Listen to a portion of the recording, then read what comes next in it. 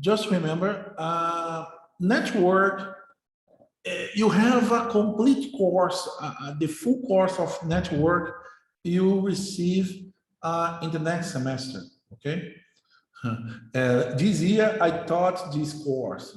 It's a course that you have time to learning a lot of things about the TCP/IP, address, TCP, so any other things that is very important to have a complete or a full understand about the network. Today, in our course, is only an introduction. We need to navigate about network, but in the very, very, very high level. The idea in our course is only to have some insights about questions that you need to think when you work with networks. Okay. Today, in the last class, you define a lot of things about network. We define what is a network. I present. We watch the cartoon about the network, the TCP/IP. You discuss about topology. We see about what is a local area network, a metropolitan, a wide area, a personal area network. We discuss about topology. We talk about the bus topology, star topology, and mesh topology. Today, yes, we start to talk about the wireless network and the sensor network. When we talk about the sensor network, is the IoT network. I told you that this type of network, you have you have a lot of constraints. In particular, you don't have a device with high power processors, or don't have memories, cannot consume batteries a lot, because the batteries are very small batteries. The IoT network is a really constrained network today, but we discussed this point in little in the generical perspective. Now or today, you start to study, you present technology that implement this generic wireless network, or generic IoT network. Okay, you study, for example, about the 4G standard for IoT, the 5G standard for IoT. You study a different standard, specific standard to IoT, like, for example, 6LoWPAN and others. Okay, it's the thing that we study today.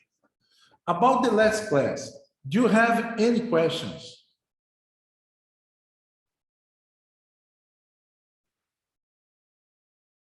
No, Professor. Okay. So I share my screen. Give me a second.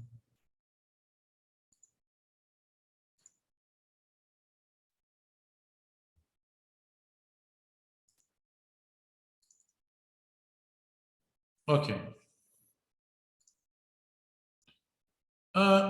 When you think these slides summarize the last class.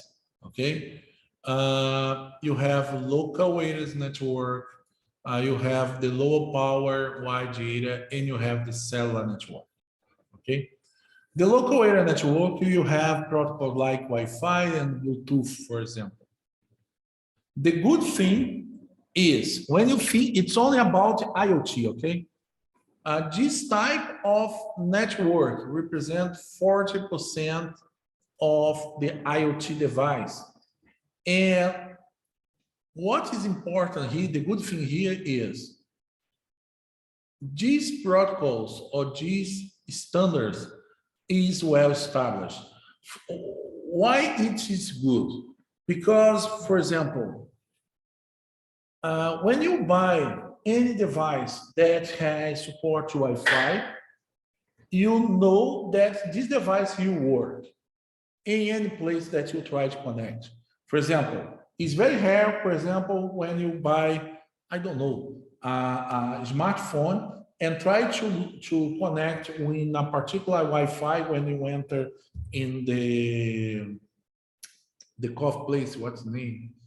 In the, oh my gosh, in the Starbucks, or when you go to the airport, or when you try to connect with the public Wi-Fi that the government provides in Mexico. Don't matter. If you try to connect all or most of the time, or almost all the time, you connect. You don't have problems to connect. You don't have problems with the, oh, it's not working now, but it's not working here. Most of the time you try to connect with these public networks and the device connects. Why? Because the Wi-Fi protocol is, first, you have a very big effort to standardize this protocol in the past. Second, you have multiple providers that follow the same standard. There is no deviation. All the providers follow the same standards, okay? And the consequence is you don't have problems, connection problems. You don't have problems to interoperability problems when you use Wi-Fi. But Wi-Fi has a course. The first course is the battery life. Wi-Fi is a very complex protocol. There are a lot of features, advanced features, in particular about after the Wi-Fi mode G, you have a lot of features that consume a lot of battery because you use a lot of processors. And the battery life is not so good. For example, when you think about Wi-Fi, for example, your smartphone, you can, if you use your smartphone all the time during, for example, you start to use your smartphone and don't stop. You use like a computer, you use smartphone like a computer, okay? You start to work there. Maybe your battery is finishing after 2 hours to work. The battery life is around 2 hours. It's not a big issue to one smartphone sometimes, because you can connect this Wi-Fi, it's this phone in, you can charge easily this phone, okay? But this situation is not the same, for example, for a humidity sensor that you need to install inside the forest. This type of device need to be an assistant for a year or 2 years or 5 years. In other words, the battery need to keep live for a long time. And if you use wireless or Wi-Fi, it's not possible, okay? Wi-Fi is not good for this type of application. It's good, for example, to use in your notebook, laptop, or your smartphone.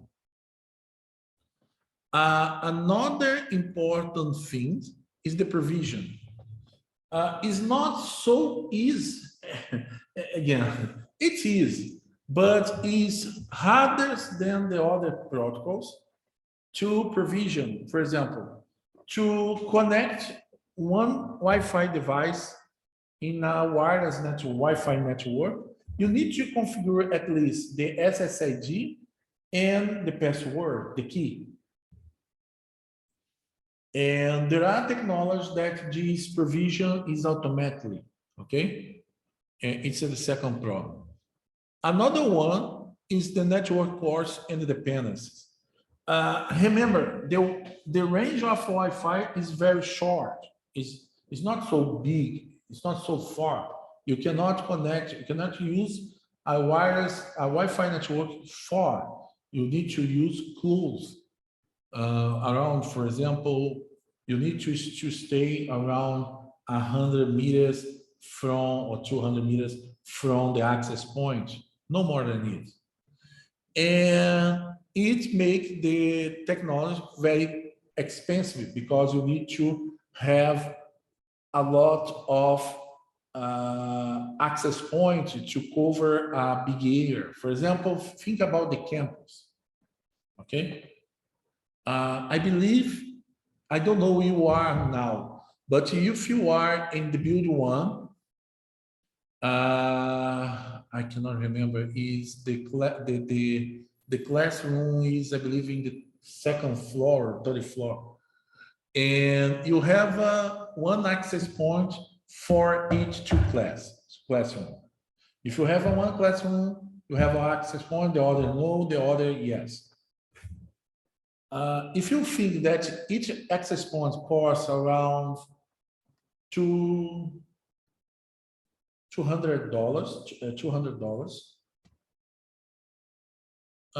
you'll see that it's very expensive to cover all the campus. Okay.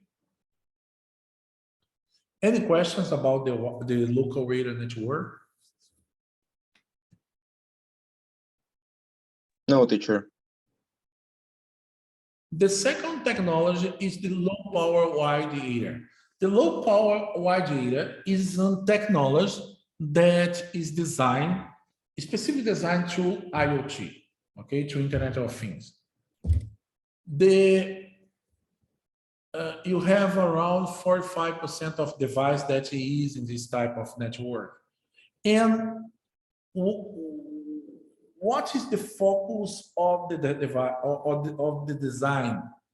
The focus is the device need to have low power consumption, okay?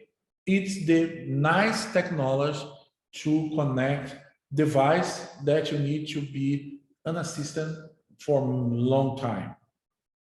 The second one, you have a low cost device, okay? And another important thing, another feature is the position. This device can move a lot in the time. It's not a big issue, okay? The problem of this technology, okay, Antonio, go ahead. Question, what does the little percents mean and the little logo besides it? What does it mean? What means this percent is your question? Yeah, and the logo besides the graph logo. What does it mean? Yes, it means that, for example, things that you have, this graph here, or this table here, is about IoT, okay? Yes. Okay. And 40% means 40% of the IoT device use this technology. Okay. Okay? Okay. Perfect. Okay, perfect. Thank you, teacher. Welcome. So, okay, the problem of the low LP1. LP1, the problem is the first, high data rate. You don't have high data rate. It is for device that does not require a lot to transmit data in a high data rate. It's, for example, think about one humidity device or humidity sensor that you install in the forest, and this device send the humidity to a data center in one place remotely, okay? You don't need to send the data second by second because the humidity don't change second by second, okay? The humidity change, for example, one time an hour, it's a good time maybe, or one time in two hours, or one time in 5 minutes, for example. Do you understand? But if you have a sensor, like for example, in the power plant, for example, in the industrial, you have a specific sensor that measure the humidity, for example, to control the quality of the production of the rice, for example, to envelop the rice to sell. Okay, and this in the power plant, in the industrial plants that, for example, produce specific product, for example, to food product. Okay, and you control the humidity inside this plant. Okay, if you have the change of the humidity, any change in the humidity, you need to know, because you need to apply some fixing in the equipment to don't decrease the quality of the product. Okay. In this situation, you need to have a high data rate. In this situation, this technology is not good. You need to go to use, for example, a local area network technology. Okay, but if you need to measure the same sensor, you need to measure the humidity, for example, in the forest, or in a remote place, and you need to collect the information one time a day, or one time an hour, one time in 5 minutes. It's not a high rate data rate. This technology is a good technology. Okay. Did you understand the difference between to use in particular, did you understand the example of the humidity sensor in the forest and in the plant? Did you understand why, if you have a humidity sensor in the plant, the LP1 is not a good solution? Yes or no? Because of the high data rate, no? Yes, yes. If you need high data rate, low power wide data is not your technology. You need a different technology. Okay? Or you use a local area network, or you use cellular network. But if you don't need local high data rate, it's a good solution. Okay? One other problem in this technology is that it's an emerging standard. What is emerging standard? It's new standards. Every time that you have a new standard, new application, new protocol, you have a lot of issues, in particular, a lot of interoperability issues. For example, you don't have a lot of providers. Okay, it's the question, for example, the LoRa implementation, the LoRa protocol implementation. If you buy the LoRa from one provider, a lot of time you cannot use the same device you cannot connect the device from one provider with the device from another provider. Okay, because the standard is not well established, the standard is not well designed yet. It will be in the future, but not now. One good example, I update my Windows this week to Windows 11, if I'm not wrong. And my WhatsApp is updated too. What happens? I cannot, in my computer at least, I cannot change. I have, for example, in my computer, 2 microphones, okay? 3 speakers. And I cannot select the speaker or the microphone that I want, because the UI is freezing when I try to, make this change. Why? Because it's new. Maybe in a week or 2 weeks ahead, this problem is fixing. Okay. Well, one example of this technology is LoRa. Any question about low power wide data? No. Finally, you have the cellular network. Is this network that you have in your smartphone when you buy a plan, for example, from the Claro or AT&T. Okay, you don't have a lot of device. Why? Because it's very expensive. Okay, It's very expensive. But you have a lot of coverage. If you have a problem, you have a very, very, very remote device. You need to sense a very remote device. If you don't use satellite that you don't present here, okay? The first solution, the first thing that you need to looking for is are there any cellular coverage here? Claro, AT&T and others coverage data that I want. It's the first thing. The second thing, if you need a high data rate, yes, the cellular network can provide it to you. The problem is autonomy because it's a service for you. Okay, you don't have, you cannot have the infrastructure. Okay, the infrastructure is the owner of the infrastructure is Claro. The owner of the infrastructure is AT&T. What it means? It means that if you need some adjust, maybe you cannot do, or you need to pay a lot. And the second one is the cost. It's very expensive, this type of network. Okay. Any question until here? So today we start to study but the most important technology that you can use in IoT. There are much more than this example. Here is only a few examples. There are others, okay?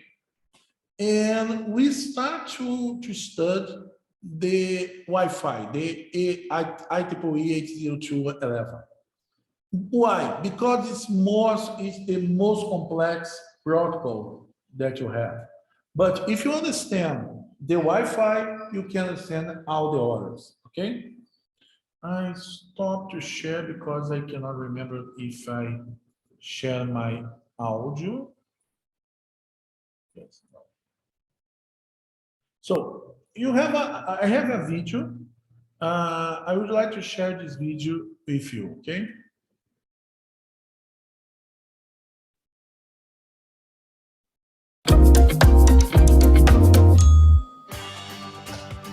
Hey, remember back in the day when your internet was connected through the phone line? Ugh, the sound of dial-up still haunts me in my sleep. Well, we've come a long way since then, and chances are that you're watching this video through Wi-Fi right now. So, how did we get here anyway? Just hop into my time machine and I'll show you. The roots of Wi-Fi go way back to the 1940s. That's when a popular Hollywood actress and inventor by the name of Hedy Lamarr came up with a way to prevent radio signals from being tampered with. That was a pretty important goal, since back then, radio-controlled torpedoes could easily be intercepted and change their course, which meant a huge fail for the Navy submarines. So she came up with the brilliant idea of frequency-hopping signals, where people who controlled them could jump from one frequency to the other and make those torpedoes practically immune to radio interference. Now, grab your double-knit blazer and let's fast forward to the 1980s. This is when personal computers had begun to enter our lives for good. But at that time, computers were connected to the internet through the infamous Ethernet cables. Seems to me like scientists were getting tired of tripping over all those cables since they decided they wanted to start sending data using radio signals. However, those early attempts were unsuccessful, since it all bounced back on walls, furniture, and pretty much anything that stood in a computer's way. What scientists didn't know at the time was that the problem had been solved a decade before PCs were even invented. It all started back in the 1970s, with electrical engineer Dr. John O'Sullivan, also known as the father of Wi-Fi. At the time, he and his team were trying to detect radio signals from distant black holes in space, and they came up with complex equations called fast Fourier transforms. Unfortunately, they couldn't detect those black holes, and they put all their equipment back on the shelves to sit and collect dust. Surprisingly, 20 years later, Dr. O'Sullivan and his co-workers decided to give wireless networking a chance, and those forgotten complex equations would play a key role in the invention of Wi-Fi. After a lot of experimentation, they took their fancy fast Fourier transforms, added them in the mixture with the data equations they'd previously tried to send over radio, and thus they formed the basis for the Wi-Fi we all know and love today. But again, that was just the basis. Later, in 1996, they further developed their original key patent, and by 1997, they finally cracked the code and came up with the first version of the 802.11 protocol. Now, this is where you go, ooh, ah. Oh well, maybe you didn't catch what I was saying among all that numeric mumbo-jumbo. Okay, so let's talk about the name you're more familiar with, Wi-Fi. What does it mean anyway? I always thought it was some sort of acronym or abbreviation for two technical terms or something. But truth be told, and that's what we do here on Brightside, it doesn't stand for anything. Here's how the naming situation went down. Since their first protocol, the Wi-Fi Alliance wanted to come up with a catchier name than 802.11. Good idea. So they hired some market-savvy people to help them with that. And ta-da! Wi-Fi was born. Wi-Fi is a pun on the word hi-fi, which means high fidelity, a technical term used for high-quality audio technology. Now imagine walking into a cafe and asking the staff for the password to the IEEE 802.11. Haha. Anywho, now that we've covered all these decades and how we got to where we are today, let's take a look at how Wi-Fi really works. You already know that wireless internet helps you send and receive files, pictures, messages, and whatnot. But did you know that this is all via radio waves? Hey, don't forget about Hedy Lamarr and Dr. O'Sullivan. I told you all that stuff for a reason. Yeah, Wi-Fi uses radio waves to transmit data between your router, which is your Wi-Fi source, and your device, or the receiver. These frequencies are measured in gigahertz. To put all the sciencey stuff behind that in layman's terms, imagine this. You're sitting on the beach, enjoying the sun, and watching the waves crash on the shore. If you were to calculate the time between each wave crash, you'd be calculating the frequency of the wave. Let's assume that the time it takes for each wave to hit the shore is 1 second. That second is calculated by hertz. In other words, 1 hertz equals 1 second. Now, 1 gigahertz equals 1 billion waves per second. If you could see that many ocean waves moving so fast, then you might want to scoot out of there and head for the hills.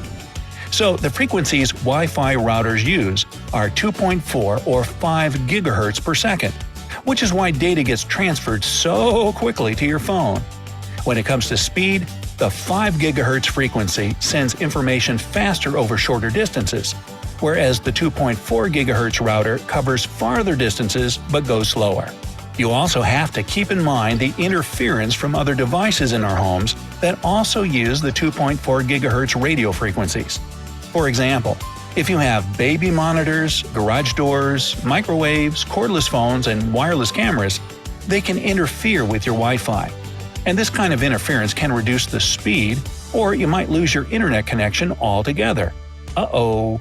Hold off before you microwave some popcorn while binging on some Brightside videos. Although, the latter 5 GHz wireless frequency has 23 channels available to send all your information. Therefore, it doesn't let any of those home devices cause connectivity issues. When you turn your phone or computer on and get on the internet, all the information you'd like to access is broken down into binary code. You've probably heard of this computer language made up of zeros and ones. And when you access something through Wi-Fi, then that binary code is transformed into wave frequencies. If you're trying to visualize how this process works exactly, think of it this way. Imagine you're trying to send an embarrassing picture you took on your birthday to your best friend for a laugh.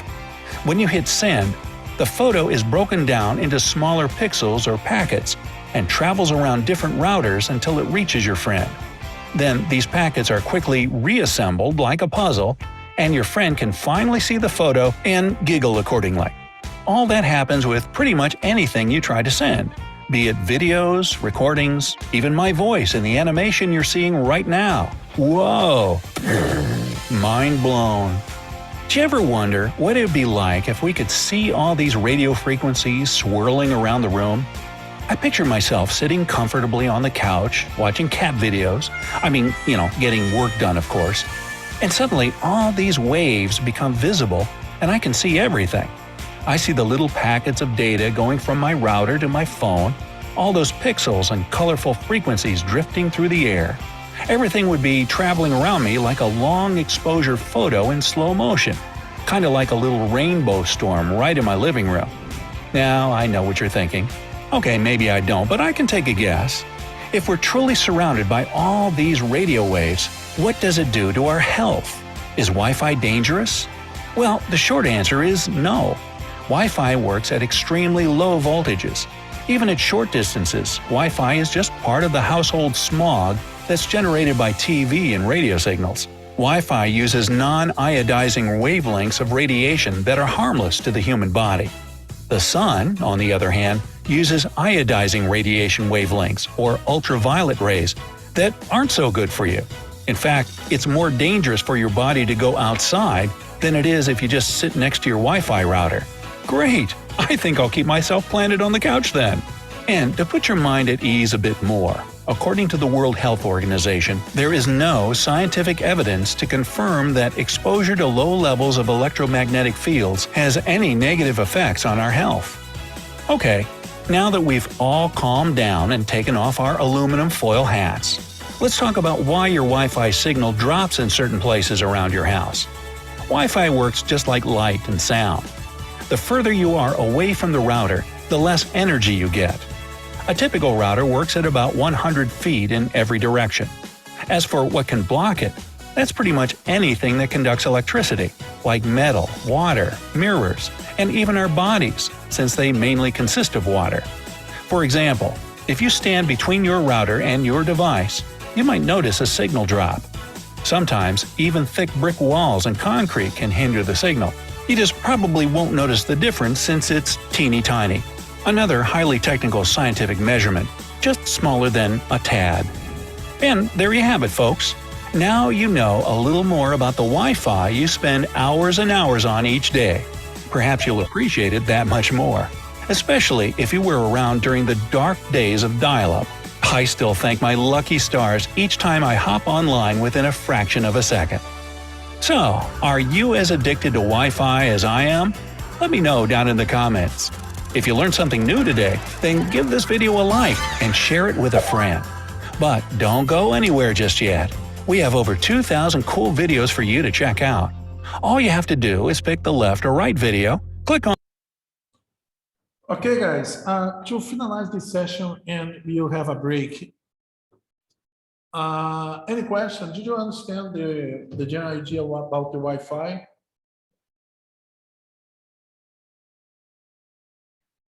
No, teacher, everything okay. Okay, perfect. When you think about Wi-Fi, you need to consider there's some components, no? It happens not to only Wi-Fi, but to any wireless technology.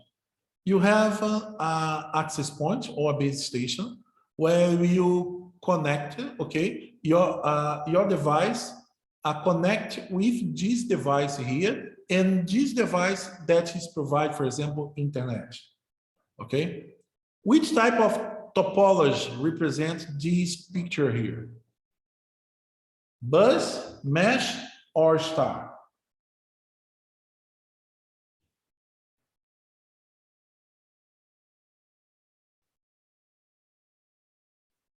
Which topology this logical behavior represent?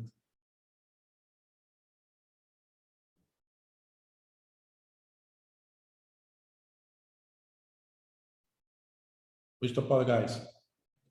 For example, you have a device that connects with the access point, and this access point provide a connection to the internet. Notebook 1 need to do the same thing, notebook 2, tablet 1, tablet 2, and notebook mine need to do it. Which topology each this design represent? It is a mesh, it is a bus, or it is a star?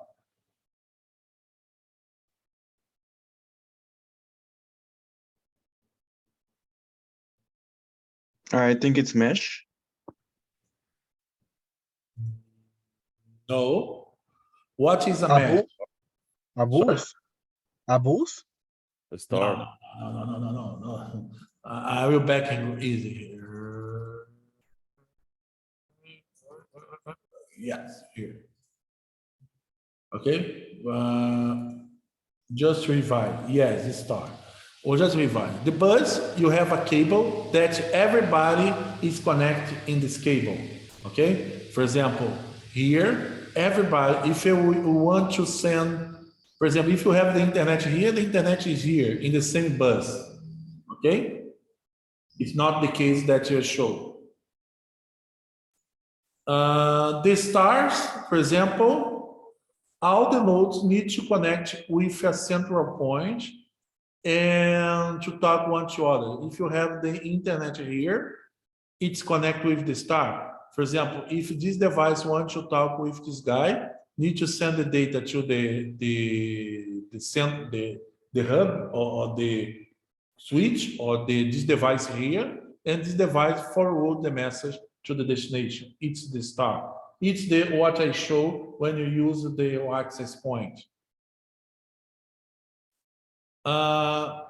It's another is the ring. I don't talk about that. It's the mesh.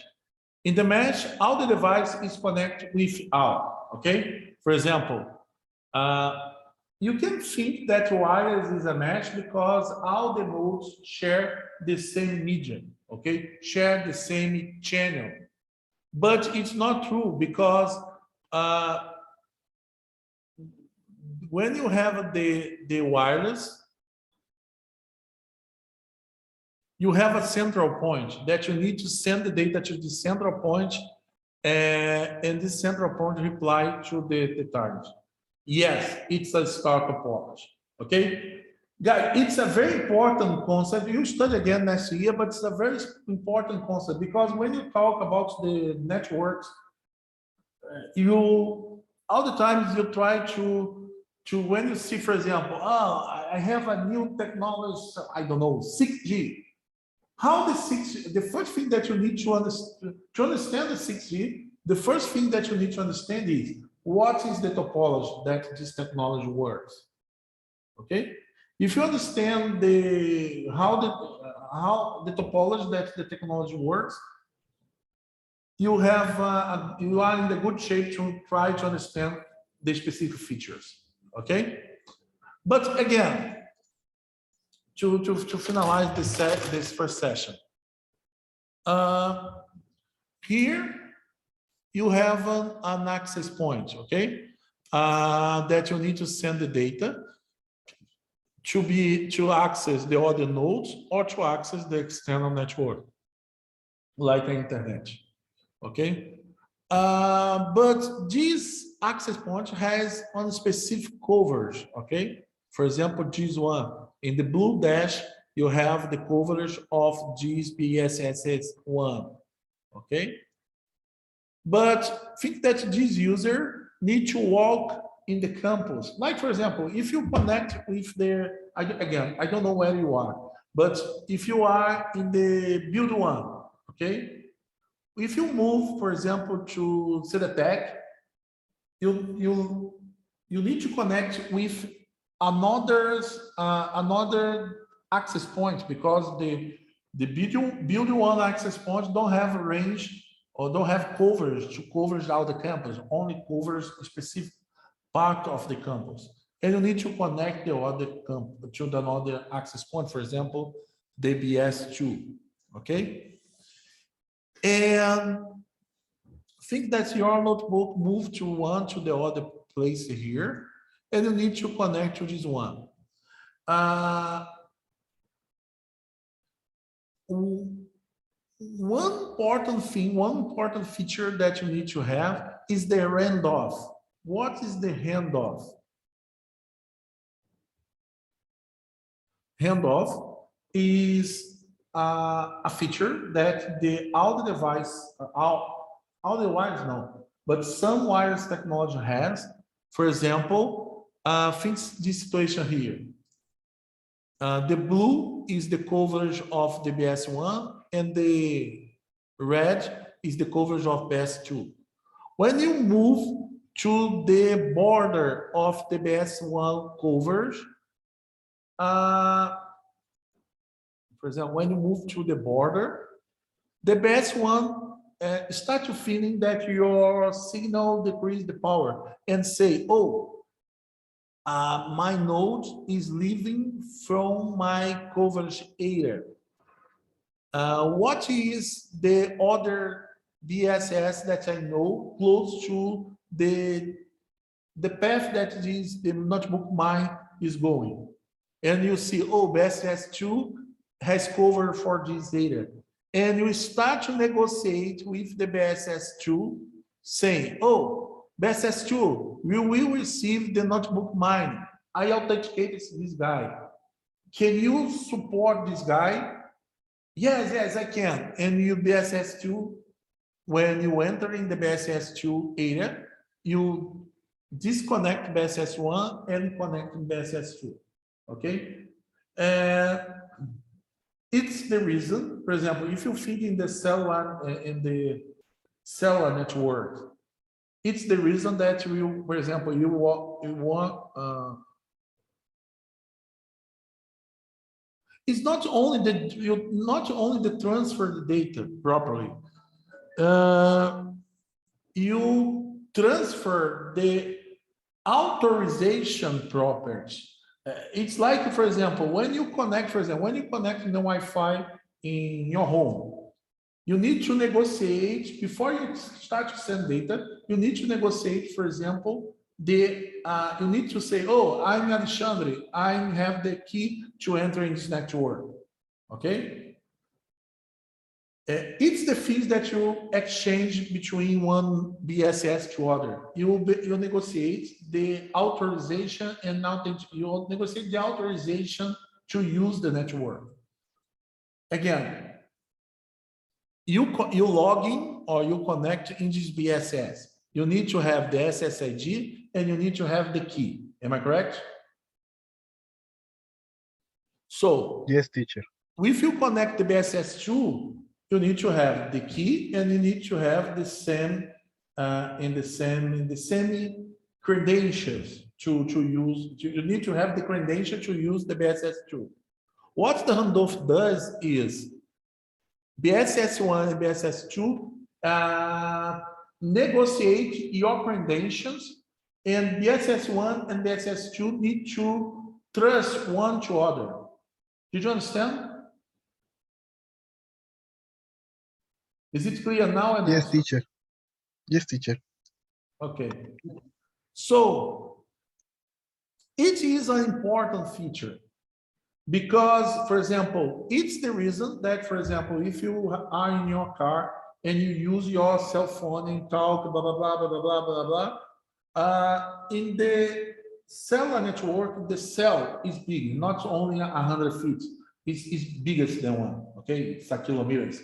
But sometimes you go, for example, if you travel to Mexico City to Estado de Mexico,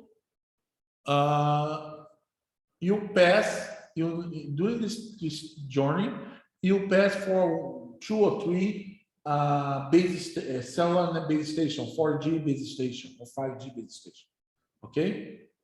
And we are not disconnected, am I correct? Your call, for example, blah, blah, blah, blah, blah, oh, disconnect, oh, connect. No, it's not happening.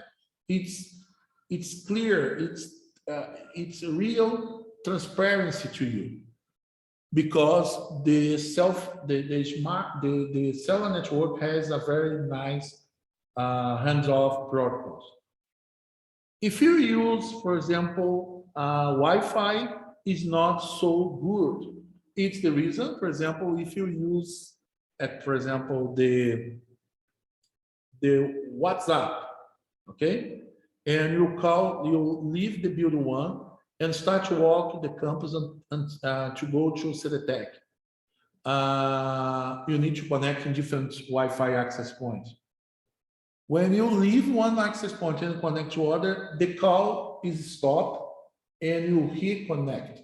You feel, you perceive that you disconnect and connect. For example, in the WhatsApp, for example, if you use voice. Did you understand? Yeah? Yes, teacher. Any questions?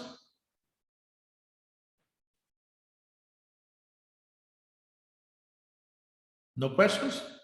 Okay. It is because this technology use a star topology, okay? Wi-Fi use star. It's the reason cell phone, cellular network use star. It's the reason that you need to have a handoff, okay? I will give a break and return after the break when you start to discuss other technologies, okay, guys? Any questions till now? Is it okay? Okay, guys. See you in 10 minutes. I return 10:15, okay?